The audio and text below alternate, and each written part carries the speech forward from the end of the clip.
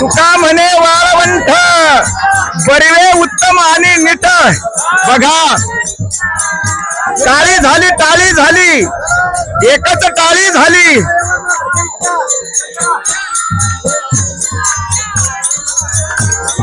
बघा आनंदाचे डोई आनंदाची तरंग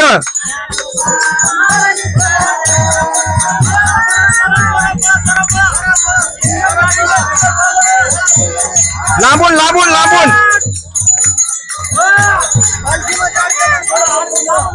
कोणी कोणी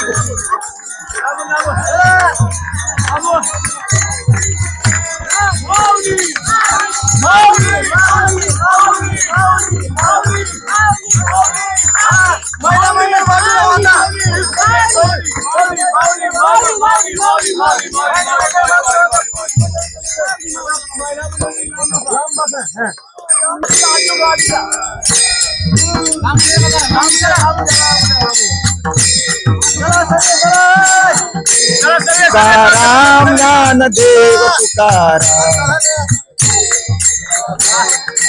वारे वाईने करी हा दोन्हीने करी पावली पावली झेंडेकरी पुढे व्हा झेंडेकरी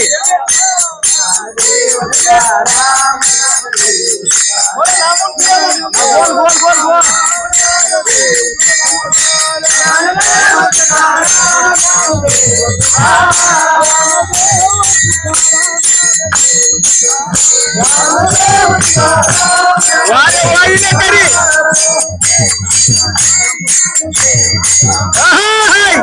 तुकाराम ज्ञानदेव तुकाराम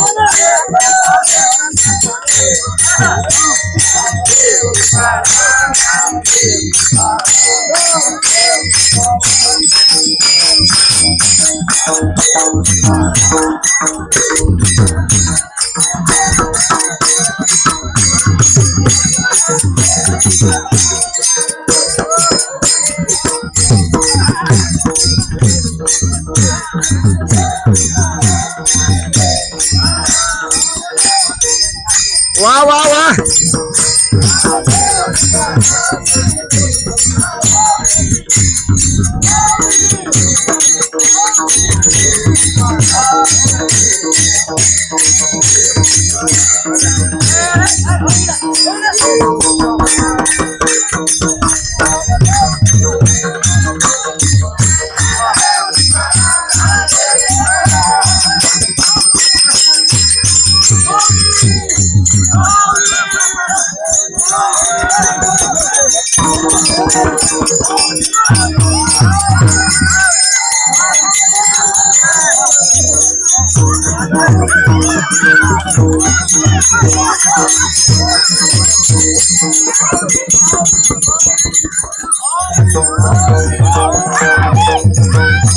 वारे वाह ते भान विसरला आहे नाचू कीर्तनाचे रंगी ज्ञानदीप लावू जगी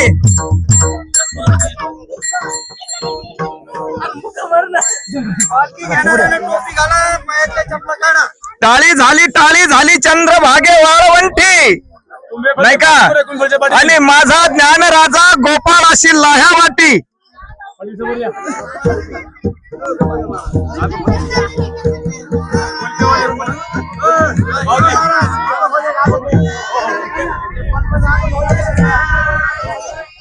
रामकृष्ण हरी दादा रामकृष्ण हरी महाराज. आता पालखीचा निरोप कुंभेफळ गावकरी घेत आहेत बघा.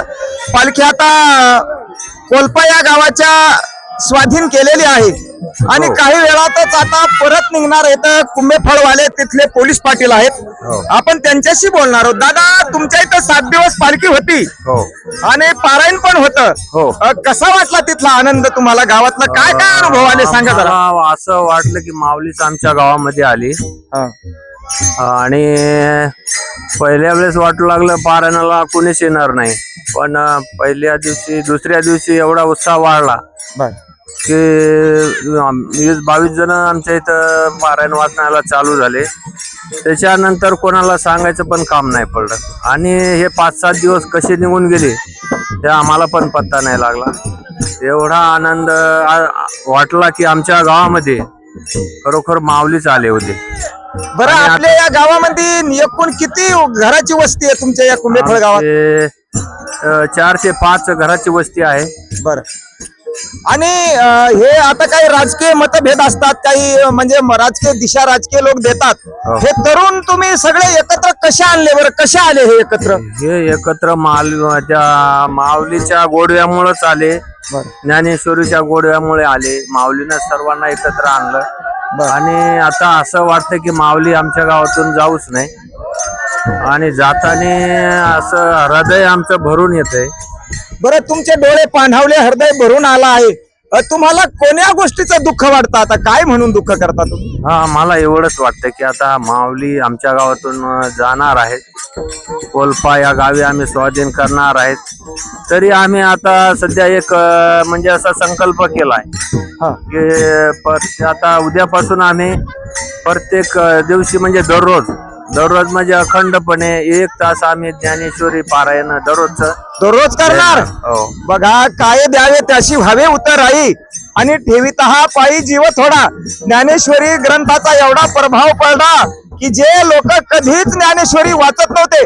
दादा, तुमच्या गावामध्ये असे किती होते तरुण मुलं की रोज ज्ञानेश्वरी वाचायचे? असे 1-2 वही? आमच्या इथे फक्त 2 जण होते महाराज. 2च जण होते. तर आता तुम्ही जे संकल्प करता रोज आम्ही थोडंफार हरिपाठासारखी ज्ञानेश्वरीचे वय घेतो, आता किती तरुण बसतील मंदिरात? आता कमीत कमी 10-15 तरी बसतील महाराज. 6:30ला.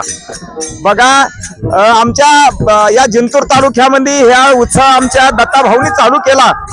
आणि जे कोणी ज्ञानेश्वरी कधीही उघडत नव्हते ते आज ज्ञानेश्वरी असा संकल्प करतात. त्या गावचे पोलीस पाटील, आता पोलीस पाटील असो का सरपंच असो, आपल्याकडे एक मन आहे, यथा राजा तथा प्रजा. गावचा राजा जसा, कार्यकर्ता जसा वागला तसं सगळं गाव वागतं. जर पोलीस पाटीलच पत्ते खेळत बसला तर त्याच्या भोवती त्याचे मित्र बसतील, हे वेगळं सांगायची आवश्यकता नाही. दादा, तुम्ही स्वतः पारायणाला बसणार आता? हो महाराज, मी कधीच म्हणजे असं उघडून पण पाहिली नव्हती की ज्ञानेश्वरी काय आहे. आता ते वाचल्यानंतर एवढी त्यांच्यामध्ये शक्ती आहे असा अनुभव मला मिळाला. बरं, आम्ही आता ज्यांनी हा सोहळा चालू केला, संकल्पना ज्यांची होती देहगाव या गावातून, ते आमचे दत्ता भाऊ आहेत, त्यांच्याशी पण आपण बोलणार आहोत. दादा, तुम्ही हा संकल्प केला सोहळा चालू करण्याचा, आणि आम्ही तरी एका गावाला आहेत, विष्णू महाराज एका गावाला आहेत, सज्जन महाराज एका गावाला आहेत, कधी आम्ही आहेत कधी नाहीत. पण तुम्ही प्रपंचाचा सर्वस्व तुम्ही वास्तविक पाहता गृहस्थाश्रमी येतं. तुम्ही एवढा वेळ प्रपंचातून कसा देता इकडे? बरं, रामकृष्ण हरी महाराज, हा संकल्प आपल्या जिंतूर तालुक्याचं वैभव वारकरी रत्न वैराग्य मूर्ती हरिभक्त परायण छगन बाबा टाकळीकर यांनी केलेला आहे. आणि आमच्या गावापासून हा सोहळा चालू झाला. परंतु माझ्या घरामध्ये असं अनुकूल वातावरण परमार्थासाठी आहे की माझ्या आईवडिलाचा मला पाठिंबा आहे. आणि माझी जी काही धर्मपत्नी आहे, धर्मपत्नी सुद्धा रोज घरामध्ये 2 पान ज्ञानेश्वरीचे त्या ठिकाणी वाचते. आतापर्यंत तिचे 108 पारायण झालेले आहेत. आणि हा जो काही वेळ आहे, हा वेळ मला घरच्याच्या सहमतीने मिळतो. घरच्यांचा या पारायण सोहळ्यासाठी, या ज्ञानेश्वरीच्या प्रचारासाठी मला कोणत्याही प्रकारचा विरोध नाही. घरच्याने सांगितलेलं आहे की माऊलीचं कार्य आहे आणि माऊलीचं कार्यासाठी आपलं आयुष्यभर त्या ठिकाणी आपण माऊलीची सेवा केलेली पाहिजे, असा आमचा घरच्यांचा संकल्प आहे. आणि माझे जे काही गुरु होते, अवधूत गुरुजी संक्राळेकर, छगन बाबा टाकळीकर यांचा हा संकल्प आहे. आणि गुरु सेवा म्हणून आणि माऊलीचं कार्य म्हणून या ठिकाणी मी या सोहळ्याला वेळ देतो. आणि हे संपूर्ण जिंतूर तालुक्यामध्ये ज्या गावात माऊलीची पालखी जाईल त्या गावामध्ये एकदम आनंदामध्ये त्या ठिकाणी गावकरी मंडळी एकत्र येऊन हा माऊलीचा सोहळा त्या ठिकाणी मोठ्या आनंदाने उत्साहाने साजरा करीत आहेत. हे जिंतूर तालुक्यामध्ये निष्काम असा परमार्थ चालू आहे. तुम्ही पाहू शकता, पालखीमध्ये कोणत्याही प्रकारची पेटी नाही, कोणत्याही प्रकारची देणगी नाही, कोणी 1 रुपया सुद्धा माऊलीच्या पादुकावर टाकायचा नाही. अशा प्रकारे असणारा हा निष्काम सोहळा आहे. आणि या सोहळ्यासाठी आपण जर वेळ दिला तर आपण या मनुष्य जन्माला आल्याच्या नंतर आपल्या या देहाचं सार्थक होईल. आणि यामुळेच मी या माऊलीच्या सोहळा बरोबर आहे, यामध्ये दुसरा कोणताही प्रकारचा स्वार्थ नाही. धन्यवाद दादा. रामकृष्ण हरी. बोला दादा. मी ज्या व्यक्तीनं हे फिरता ज्ञानेश्वरी सोहळा सुरुवात केली त्या व्यक्तींना महाराजांना मी धन्यवाद देऊ इच्छितो, कारण ही काळाची गरज आहे. आपल्या हिंदू संस्कृतीमध्ये प्रत्येक व्यक्तीने ज्ञानेश्वरी ही वाचलीच पाहिजे. त्यामुळे बरेच संस्कार निर्माण होतील. हे सर्वांनी माझी एवढीच इच्छा आहे की सर्वांनी आपल्या हिंदू धर्मियांनी यांचे वाचन करावे व या सोहळ्याचा आनंद घ्यावा. धन्यवाद दादा. रामकृष्ण. राम